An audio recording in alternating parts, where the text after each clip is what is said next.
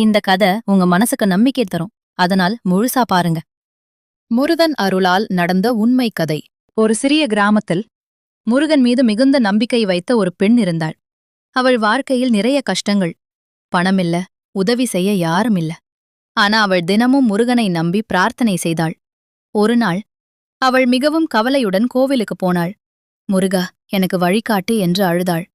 அந்த நாள் இரவு அவள் கனவில் முருகன் தோன்றினார். நம்பிக்கை விடாதே, நான் உன்னோடு இருக்கிறேன் என்றார். அடுத்த நாள் ஒரு பழைய நண்பர் அவளை சந்தித்தார். அவளுக்கு வேலை வாய்ப்பு கொடுத்தார். அவள் வாழ்க்கை மெதுவாக மாற ஆரம்பித்தது. அவள் மனதில் ஒரு விஷயம் மட்டும், முருகன் என்னை காப்பாத்தினார். அவள் தினமும் நன்றி சொல்ல ஆரம்பித்தாள். கஷ்டம் இருந்தாலும் நம்பிக்கை இருந்தால் வழி கிடைக்கும். முருகனை நம்பினவர்கள் ஒருபோதும் தனியாவே இருக்க மாட்டார்கள். அவரது அருள் எப்போதும் நம்மோடு இருக்கும்.